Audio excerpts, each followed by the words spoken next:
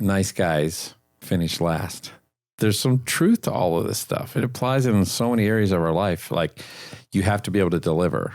You have to have value, and people need to see you as a person of value.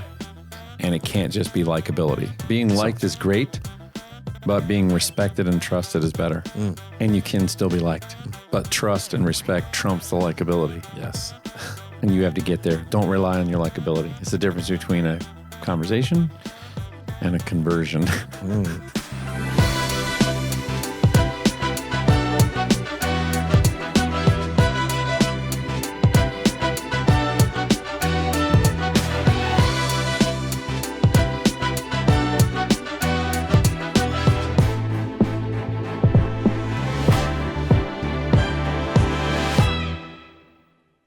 Hello. This is the awkward roll in for Adam. This is the Life Insurance Academy podcast. My name is Roger Short. This is Chris Ball. And we're here in studio with you today with Adam, behind the mic, behind the screen, behind the camera. And we're talking about when you're losing sales and you don't know why. That's the worst feeling. Have you ever lost a sale? Worse yet, have you ever lost a sale and didn't know why? Chris? I think when you start, that's all the reasons. Yeah, it's all the reasons. So why the heck didn't I get a sale? So today we're going to talk about, I think on another episode, I think it was last week's episode, podcast episode, we talked about when you're losing sales and don't know why, when they won't give you the banking information. Right. So if you haven't listened to that one or haven't watched that one, go back and listen, because some of you can't get the bank information and that's where it stalls out. You don't know why. That episode is designed to cover that. Today, we're going to talk about another key part, and this one is so common among sales professionals, especially people who want to get into business for the right reasons. They want to do something that matters. They want to make a difference. Yes. They're not, in the hardcore closers clique necessarily, but they're nice people. They think this profession is an honorable one, and they want to get in, and then they can't make their way through. They're too nice. Yes. We have some people that are too nice. Yep. Are you too nice? I've been accused. Have you ever hung up from a call, Chris, walked out of a home, got off a Zoom?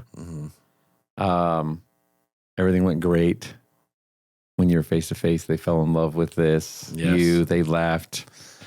You got hugs. You shared stories. Connected. They showed you Cried. their grandbabies, walked you through all their pictures. And you might even got hugged on the way out. You might have even got a bag of vegetables. Yes. Or if you're on the phone, everything went fantastic. They brought on their spouse. You had great rapport.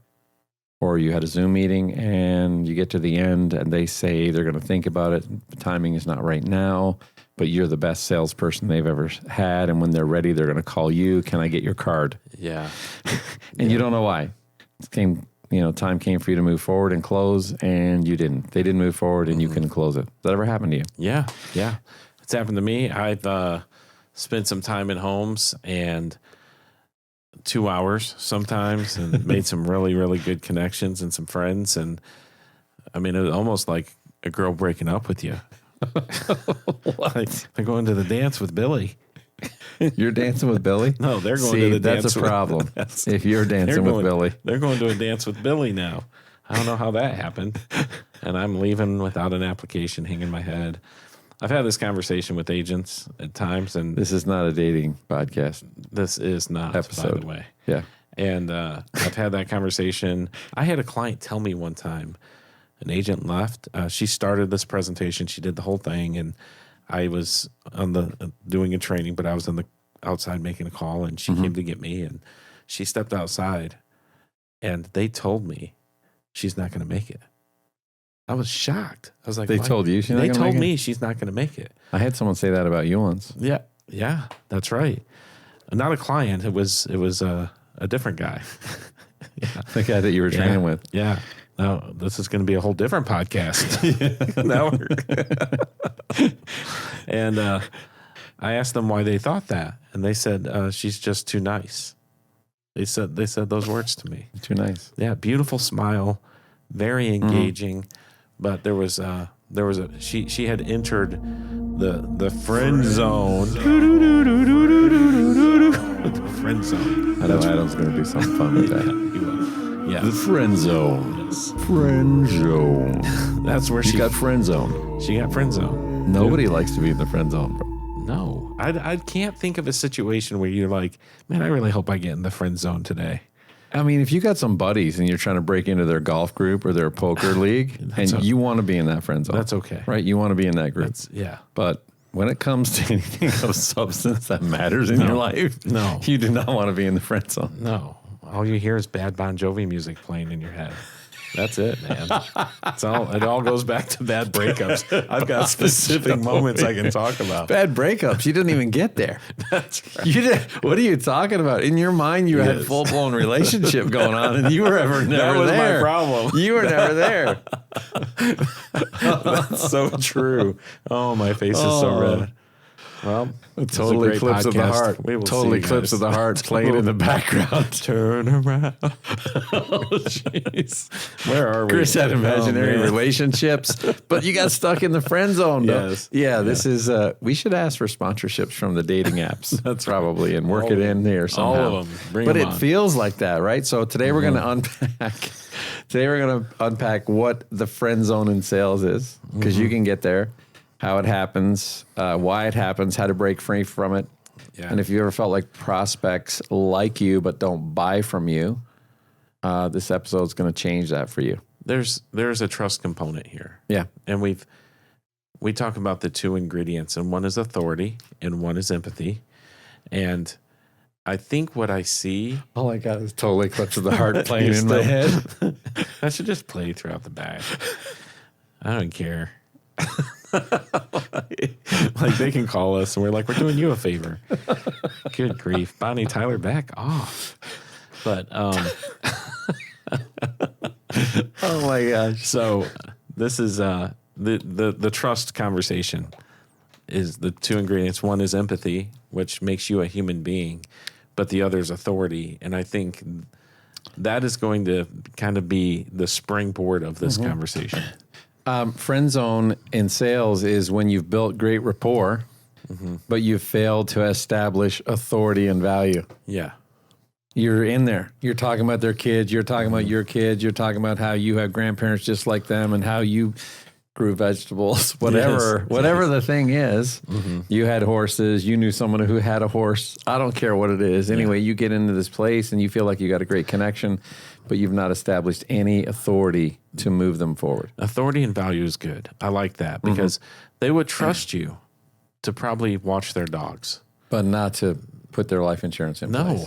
Or fix their car. Right. So that's key, a key issue. I think for us, we're going to look at 4 root causes of how this happens. So hopefully this does bring you value. We don't want to bring in the friend zone with you. We want to bring you value. You should, every time you walk out of a sale, know why you didn't get the sale. Yeah. Every single time. So if you're feeling that, like, trust me, I know that sense of connection and disappointment. If you're feling that, pay close attention. You had that a lot in your life. In 8th grade was tough. Let's just leave it there. 8th grade. So the difference is between being a buddy, right? Someone who gets invited to have barbecue with them. And the other one is their trusted advisor that they allow you to move them forward with an application and refer their family and friends to take care of their needs. We want you at the barbecue so you can talk to them about insurance. Maybe not. We just think you're nice, so we're inviting you to the barbecue, but I'm not going to refer you to my friends because I don't trust you. I don't trust you with that. So one gets you invited to the backyard barbecues. The other one gets you deposits in your bank account. So which one do you want to be? You get to decide. Can you be both? I remember saying to an agent, he had told me this multiple times, and I said, at some point, you're going to get hungry enough to write an application. At some point, you're going to be. I know exactly who you're talking about. Yep. Yeah.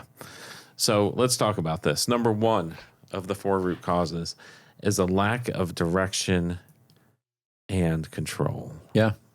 So you don't guide the conversation. So there's no clear agenda. Yeah. You don't have a principled sales process or a script that you're following. Or you have one, but you think it's too rigid and you want to be conversational, Chris. Oh, yeah. You want to be friendly, Chris. Because that's easier for you because that's in your DNA. Because you want to make them like you. Right. So you're off script. You're not following your principled sales process, and you're just trying to get them to like you. Mm-hmm. So there's a few things. If you Google, like, you know, one of the main things you have to do as a sales agent to move someone forward is you have to get them to know, like, and trust you. Well, knowing and liking are in what we're talking about now. Trusting is the authority piece. Yeah. And if you don't do the trust, you're going to be stuck in that friend zone. And so there's no guide to the conversation. There's no clear agenda. It's a nice chat. They don't necessarily know where you're going. Mm-hmm. It feels like it's moving around. The client doesn't know where it's going. Mm-hmm. It's like it's drifting. You're not guiding it. You're not steering it. Yeah. You don't have an agenda and a direction you're taking them. Mm-hmm. They just feel like you're talking. And there's a sense that they're driving sometimes. Yeah. And I found that it's very easy to get running down these wild rabbit holes. Mm-hmm. And you 30 minutes ago had more than enough information that you needed to continue and move forward. Mm-hmm. I feel like I consider the rabbit hole conversation a test from the client. I don't know if it's true or not, but that's how I consider it. You know what I'm saying? Like, they're going to see how far they can take this. And sometimes they're just talking because they don't know the direction you're going, so they're just going to talk. They're just going to keep talking about their Aunt Mildred because they haven't talked to somebody in a while, and because you don't have an agenda, they're going to implement their agenda. Yeah, and that's to talk and tell you the same story they've told every other stranger. But that moment when this is you've released that control, you have communicated to that client, potential client, that you don't know what you're doing.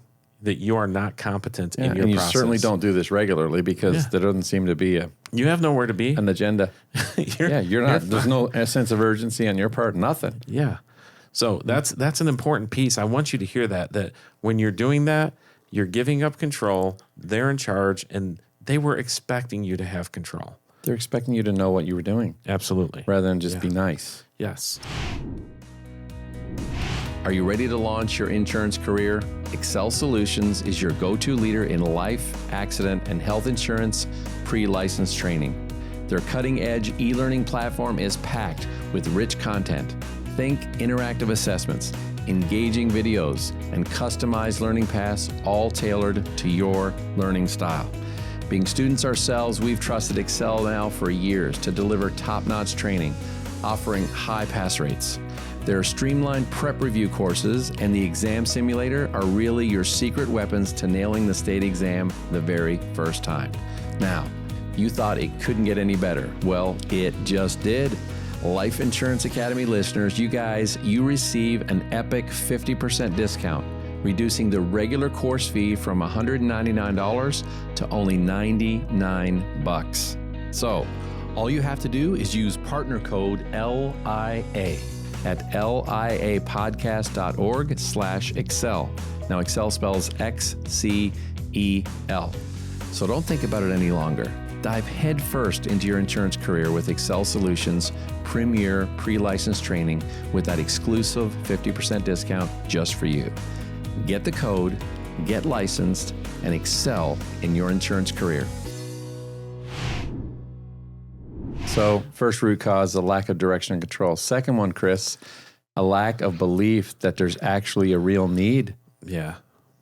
Yeah. I see that frequently with agents where they're poking around and hoping that they can make a strong enough connection that the client will buy when there was never an expressed need from the client. Yeah. And they're trying to get a close on something when it wasn't owned. The verbalized from the client that they wanted it or needed it yet, the coverage. Yeah.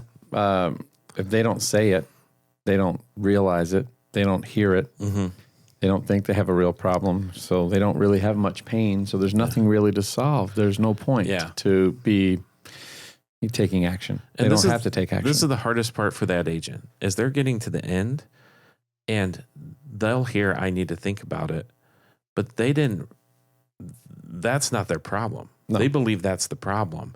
But it was way back here when they were just having the comfortable... Way back where?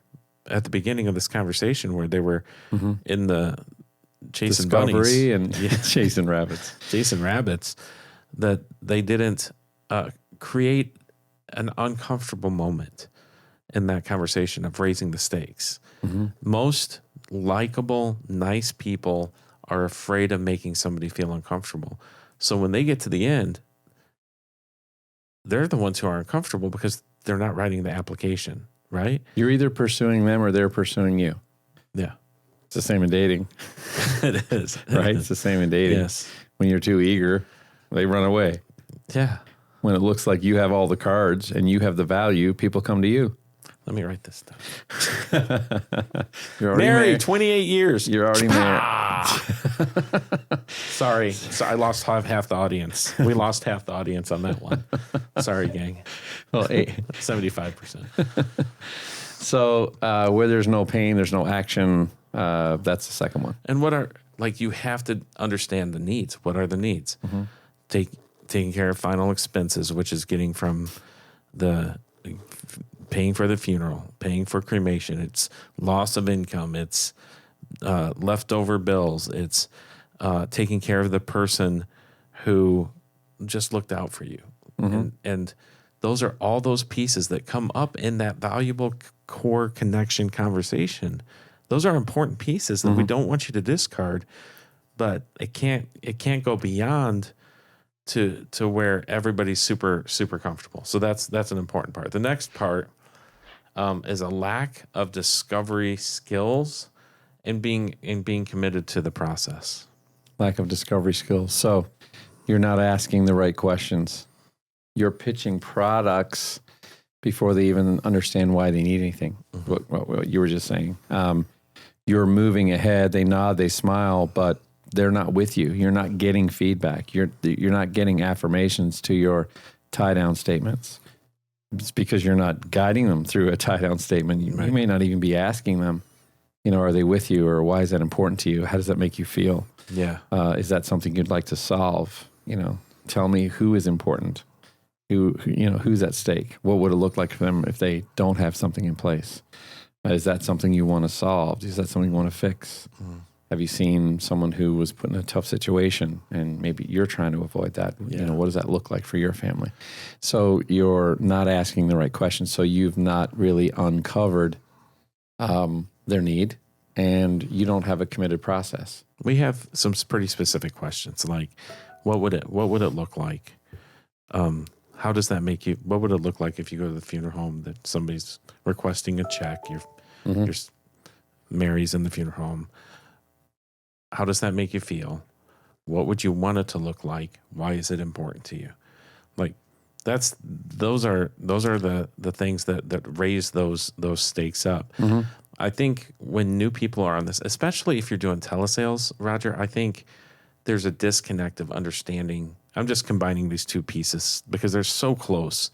There's a misunderstanding of how important the need is. These are middle to low income people whose families are, if we're talking about final expenses, right? Middle to low income who have folks who are depending on them on their low income. And they've never had somebody guide them through what the look like is going to look like, what the future is going to look like at that point.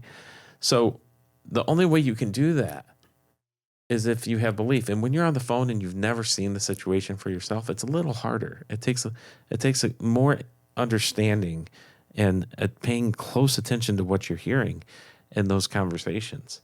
I think it's a little bit easier when you're sitting on a porch, when you're in somebody's home, and it is a little easier to take in the full context of the need. Yeah. So you can actually see it. So you can believe it. Yeah. You can see it, and it's literally as you get there. When you're on the phone, you have to have a better skill set. Yeah. So it's going to take some commitment to a process. Yeah, some work. Like go drive around and like middle America and some trailer parks and look and understand that this is your clientele. Like for most agents go, I don't need to do that. Well then, and then they keep failing. Do what's working. Do it. If it's working, then do it. If it's not, then don't. Like I've done some. If it's not working, then do it. Yeah. Yes. I've taken agents. Zach and I did to graveyards. We took them to graveyards and said, "Hey, read some of these tombstones and see the things you saw. Like, what's the story of this person? Because we're trying to get in people's heads that these are real people with a real need. And if I believe that, then I'm going to, like you say, move that person from one side of the street to the other side of the street that they desperately want. Yep. They've never been given that opportunity. So our belief really matters in this. Otherwise, we're okay with friends. Yeah.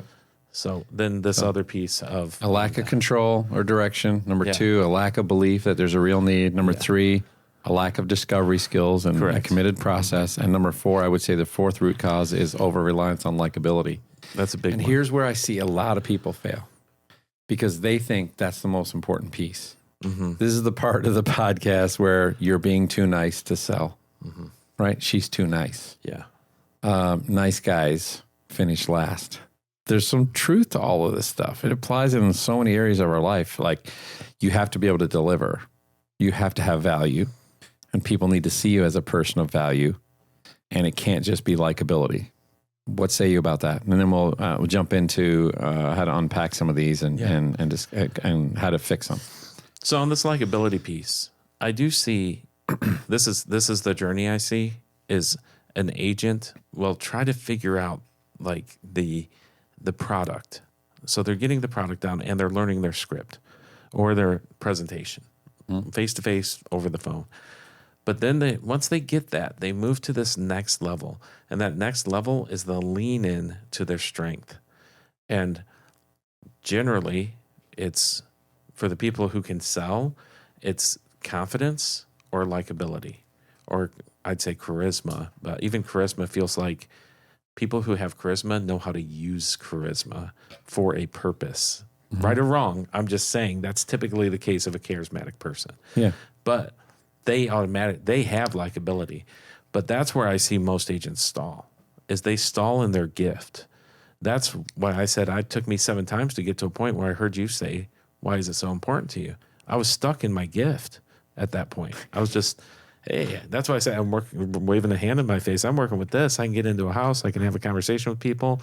They feed me. They pour me lemonade. They do all that stuff, but I'm not getting applications. What's the story here? Yeah. You know? Yeah. So they lean into that and sit in there without making moving forward. Yeah, you've got to practice the skill set. Yeah, you know, you've got to be more than just likable, because if that's all you bring to the table, you're just their friend and not their advisor. Yeah. That's just the way it's going to be. So let's unpack some of this stuff. So when there's no clear path, let's talk about how to unpack some of the root causes, I guess, and how they stall your sales. This first one is direction, the idea of direction. When there's no clear path, prospects stall. People stall. Agents stall. When you don't have a clear path on what to say or do next, guess what? You do nothing. Your client's going to do the exact same thing. When they don't know what to do next or what's coming next, they don't want to move forward. It's no different. You're trying to figure out how to sell this. That's why you're listening to this podcast, because you don't have all the answers. You're trying to figure out what the next steps are. You're trying to determine a clear path. Your agents are no different. So they need that guidance from you, direction. So when there's no clear path, they'll stall. If you're not leading, they're drifting. Yeah. Vague proposals on fuzzy goals, it leads to lost momentum. That's direction. Yeah. So get some direction. Let's talk about the belief piece, since we started there.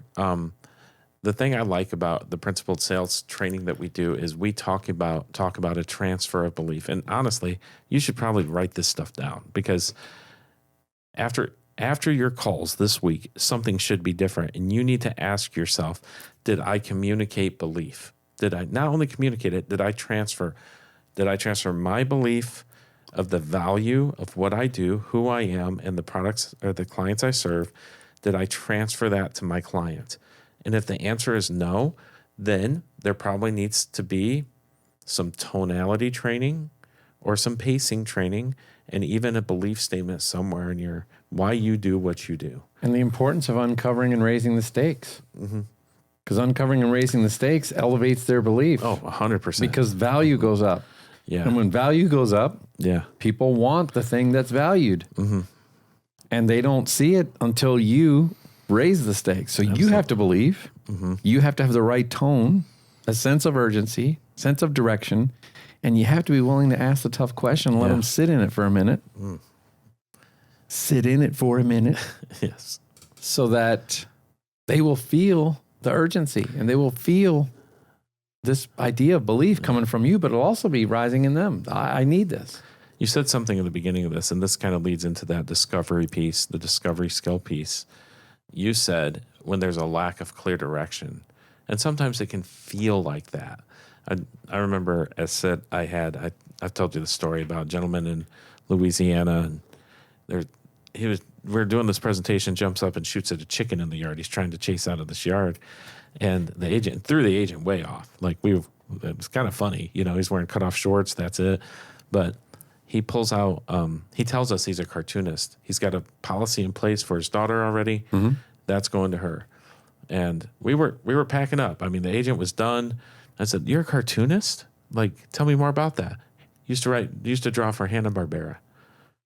And he's like, "I want to show you." Hanna-Barbera. And he said, "I want to show you some stuff." Takes us into his trailer and he shows us all these drawings he did. And then there's this picture of this girl. I said, "Is that your daughter?" And he said, "You weren't going to believe this. That's my other daughter." And I said, "Oh, well, you just mentioned the one." And he said, "I just found out she's my daughter 2 years ago. She pulls up in my driveway. This one lady I was dating, she had a child. I didn't know anything about it. And this girl found me. I've got grandchildren." I'm like, holy cow, he shares more and more and more. And I asked him, after him telling the stories, I said, "I'm guessing you missed a lot with her, did you?" He said, "Yeah." And I said, "You missed some birthdays and some Christmases?" "Yeah." I said, "What if I could show you how to say I love you one more time?" He said, "You show me how to do it." Whoa. And that was it. But there's a discovery process. Well, if there's a way you could say, yeah, there's a discovery process to that, and I'm not saying every sale's like that, but it's not always clear. But if you get in the habit of practicing these questions, and there's those four basics, that'll move you in that direction. But it's almost like you have to slow down and ask, remember where you're going here. You're solving a problem. They have a problem, and sometimes it's buried a little bit, and we have a job. Yeah, we have a job. And so that really speaks to this discovery skill gap is where a lot of new agents fail, because they get the surface level answer and they take that for face value, and then they're trying to close on that, and it's not enough. Right. It's just not enough. Like, you got to go deeper. So if you're explaining features and benefits, but you haven't uncovered the real pain or the problem that you're trying to solve, like, you were packing up to leave. Yeah. And then you said you probably missed a lot with her, didn't you? What if there was a way you could show her that you loved her one more time? When you pass, would you like to do that? You just show me how to do that, because I want to do that. That's crazy. All of a sudden, boom, you uncovered something because you didn't let it sit there. You didn't let it sit there. All right. We're going to keep moving. And this idea of likability dependency, Chris, likability dependency. You had an agent. We talked about it before. He was depending on his likability. Yeah. I feel like, and here's a simple thing. If you could turn this knob, this is what I feel like. I feel like when you're looking at this giant dashboard of insurance sales, there's two big giant levers, and one's opportunity. You can crank that so you get enough people to see. Another one is activity, so you can do the work. And then there's these other dials. And this is the one commonality on the people who depend on the likability, is their tone is generally upward most of the time. Most of the time, in their tonality. "Hey, Mrs. Jones, how you doing? You having a great day? Like, tell me why you were thinking about final expenses." Like, that doesn't sound too awful. No. But if you stay there, you're just a friendly and sales insurance guy. Yeah. You're a friendly guy. You're a likable person. You're nice. Yeah. But when you can say, "Mrs. Jones, tell me what got you thinking about final expenses? Did somebody pass recently, or did you have a health scare? Was it something like that?" Like, I can turn it down and bring it down a little bit. And if that helps, here's a hack. You can just turn your head down like this. It'll bring your They tone can't down. see you on Apple. I always forget that. Always forgetting the Apple people. Sorry. Spotify. Put your head down. To change Lower your head just a little bit. Yeah. Lower your tone. Lower your tone. Ask a thoughtful, thought-provoking question, and don't talk through it. Don't speak over them if there's silence. Pause. And let Why them would talk. that be important to you? Yeah. So you may feel like it's not being likable, but that's where you're honing your craft. So let's talk about here's some ways, guys, that you can break out of the friend zone and put yourself in a position of authority again.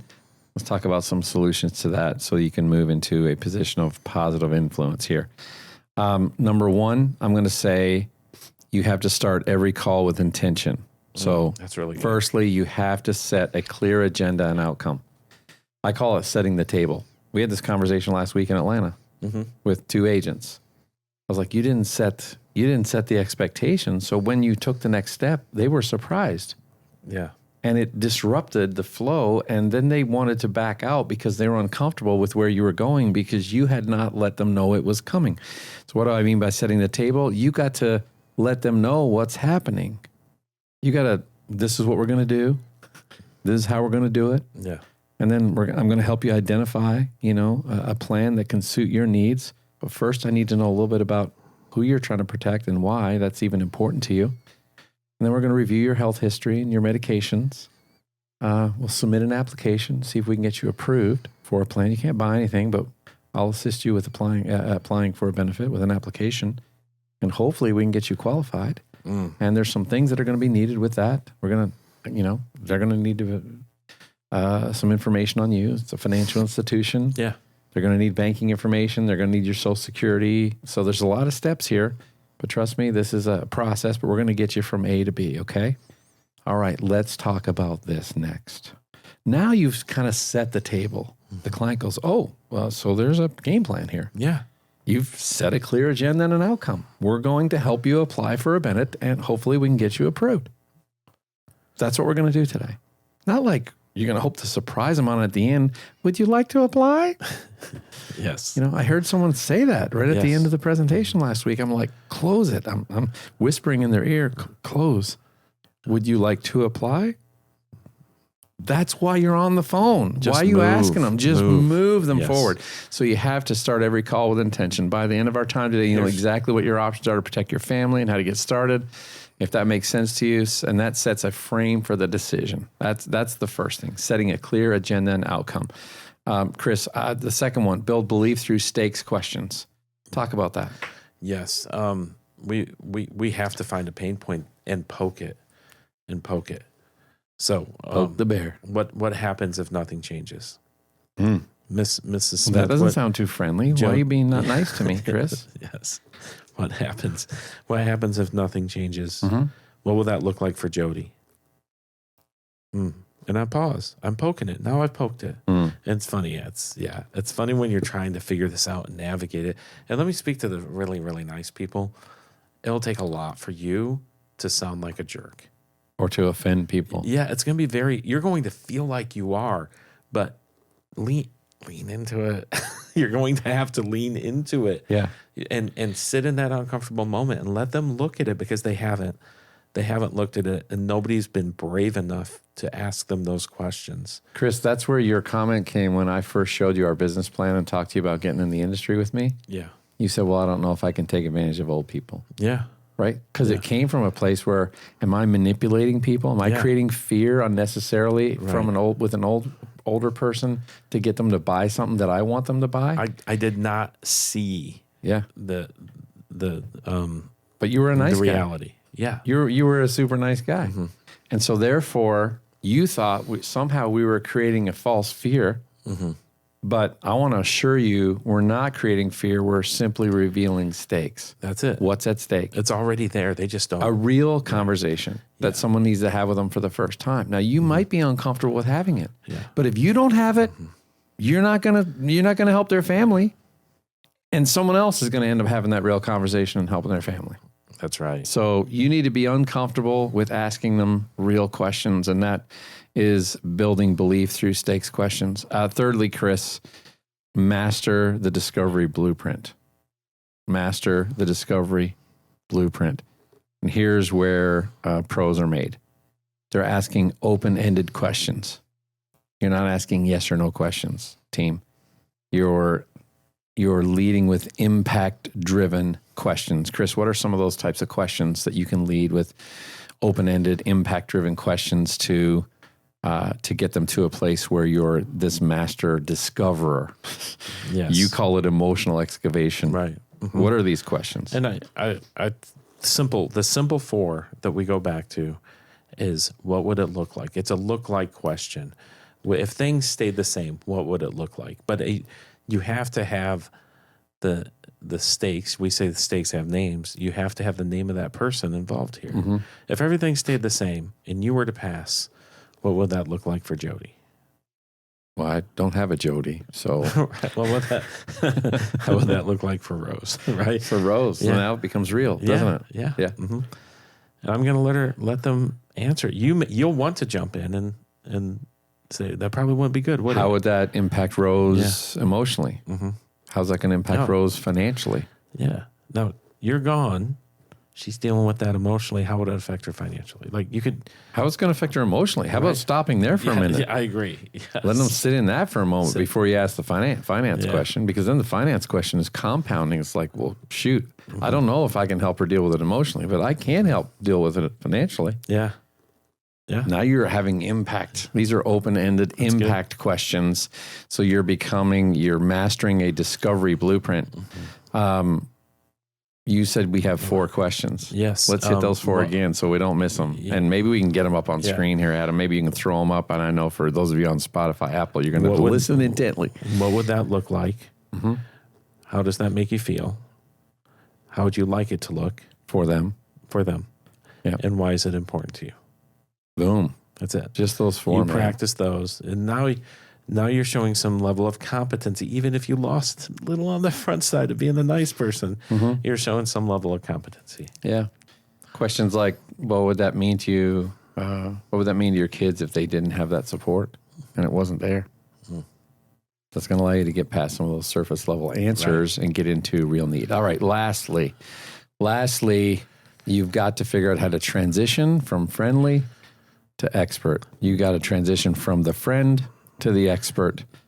This is when I say tone, I'm speaking in terms of a directive tone. Mm-hmm. And when I learned this, that most people are used to being told what to do. They're expecting to be told what to do by an expert. Yeah. And you talk in terms of and we use this all the time in our training, nurses. A nurse who comes into the room like, hey, Mr. Jones, we're going to need you to roll over everybody out. We're going to pull this curtain. We got to get you ready for the doctor. Yeah. It's all we're going to. This is what we're doing now. I need you to do this. Okay, do this for me. Mm-hmm. That tone communicates competence. And, I had an issue once. I had a great neurologist. I had no idea who the neurologist was. My son had an issue. And he walked into the room, and he was wearing a soccer jersey and jeans. And he said, which one's the 14-year-old? And that was my son. And I looked over, and there's a 7-year-old in the bed next to him, the bed over. And I'm like, you don't know who the 14-year-old? Who is this guy? Great doctor. But in that moment, he didn't have authority. It didn't sound like he had authority. Yeah. And that happens to him. He was a neurologist. He was a neurologist. Studied for years. Yeah. Just imagine him holding all these tools which one is it? Give me a different neurologist right now. But he was fantastic and learned a lot. Great job. But I think that's the same thing for agents, that tone, that authoritative tone, directive tone. I say directive. Here's another one, Roger. You mentioned to the about getting qualified and seeing what this looks like. And I think people, I'll hear this, and I want to hear your perspective on it, where they'll ask the health questions before they even get to the application, and they'll say, oh, great, it looks like you qualify for Mutual of Omaha Living Promise product. It's the best product available for you. What are your thoughts on that? They're telling them what they qualify for before they get to even the application and getting moving them through the app. Yeah. Yep. Well, they're giving away the cake. They're like, here's your dessert. And they're like, I don't even know if I'm hungry. Yes. Why are you giving me cake? Yeah. And if you look at that, if you've done that or you're doing that, I think that's an identifier of a person who's too nice, because they want to give good news. They want to but they aren't considering the stakes. Yeah. They aren't considering. You got to hold the tension. Yeah. Yes. You got to hold the tension. Like this has got to be something that they want, not something that they can easily get. Yeah. This has got to be something that they want. And they got to understand that they got to apply for it. They got to go through some, MIB and some prescription checks, and you may not qualify. I stopped, and this is going to you who are super nice, this is going to sound like a jerk thing to say, but I stopped asking and I started telling. And I would say, Mrs. Jones, I'm going to need you to go ahead and go grab your medications. I'm going to need you to go ahead. I'm going to need you? Yeah. I'm going to need you to go ahead and go grab your medications. I need you to go. I'm going to need you to go. I may be going to need you to go. You're trying to go I would just say, go get your medications. We're going to need to look at those. I'm going to need you to go get your medications. Yeah. Same thing with policies or whatever. Please go ahead and grab the other policy. I need to review it. It's not going to work. I hate to tell you, it's not going to work. Please go ahead. Go ahead. I'm okay with that. What would you say? I didn't say, can you go and get it? Please go ahead. Please go ahead and get it. I'm going to need to review it. Actually, your tone is more important than any. Yeah. Your tone was a I never asked tone. a question. Yeah. Yes. At all. It sounded like I was being nice, though. Yes. Yes. Yeah. Caught you off guard on that one. A little bit. Like I'm saying, Mrs. Smith. He's blushing. He's turning red a little bit. This is typically what I'm saying. Mrs. Smith, go ahead and go. Well, first, this is how I'd say it. God forbid if something happened to you, Mrs. Jones. Where's Betty going to go find that policy? Mm-hmm. Oh, it's upstairs in the lockbox or whatever. Yeah. Oh, Mrs. Jones, go ahead and go grab that. I'm going to check on a couple of things for you. So I'll need you to go run and get that. Just like that. Yeah. Super easy. Yeah. So you got to transition from friend to expert. So you got to drop in some authority statements. A couple other things that you might, consider here. Here's what I've seen with other families just like yours. Yeah. That we've done. Mm-hmm. It shows authority. You've been here before. It's not your first time to the dance. Let me show you a plan that's helped another client in your exact situation, what we did for them and how it benefited them. Let me tell you a story of my good friend who I was able to help. And then we put a plan in place for her daughter. And then unexpectedly, just within 2 years, her daughter passed away. Crystal's stories are powerful. And they're real. All of a sudden, you now are the authority, and you have compassion, guidance, directed control. You're no longer just the friend. You're the expert. You've moved to the expert. So 4 things. Number 1, set a clear agenda. Number 2, you got to build belief through stakes questions. You've got to master this discovery blueprint. And then lastly, you got to transition from the friend to the expert. All right, Chris, let's wrap this up and bring it to a close.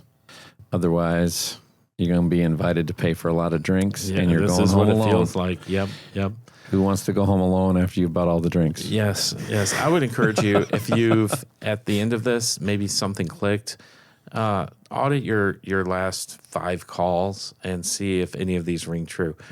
More importantly, pay attention to your next calls and ask yourself, am I in the friend zone? And then I know you took notes, run through these and determine which one of those you need to work on the most going forward on your next call. Yeah, being liked is great, but being respected and trusted is better. I would agree. Yeah. And you can still be liked. But trust and respect trumps the likability. Yes. And you have to get there. Don't rely on your likability. It's the difference between a conversation and a conversion. Very good. Very good. So if you're ready to leave sales in the friend zone, start closing with confidence, you got to practice these 4 steps.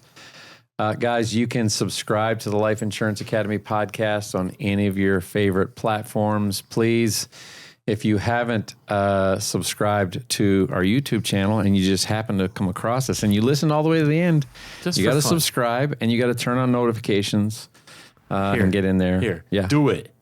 Just do it. Why you say it in that accent? Because I'm being directive. Just do it. Just press the subscribe button. Where are you from? I'm from Brooklyn. You're from Brooklyn. Brooklyn people are very directive. Yes. Yeah, sure. And share this with an agent who's great with people, but struggling with production. Yeah. Do you feel like you're great with people, struggling with your production? Go listen to this again. So, why are you losing sales and you don't know why? This is one of the big ones. Get out of the damn friend zone. Dang. Wow. Boom. Beep that out. Let's go. See you guys. See you on the next episode of the Life Insurance Academy podcast. As Adam is saying, please wrap this up. Please wrap it up. Take us out, Adam. Take it out anytime you want.